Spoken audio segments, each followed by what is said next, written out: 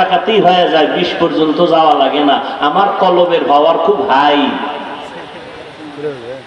মোবাইলের চার্জার আছে না, ফাস্ট চার্জার আছে না, আধা ঘন্টার চার্জার, ওইটা চার্জ 20 মিনিটে হয়ে যায়। এটার কি চার্জার কয়?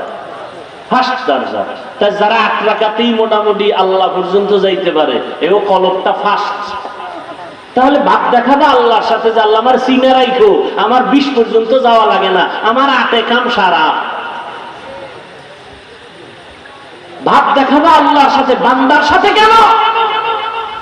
ইয়া আইয়ুহাল্লাযীনা আমানু, ও মুমিনেরা আল্লাহকে ভয় করো। কাকে কাকে?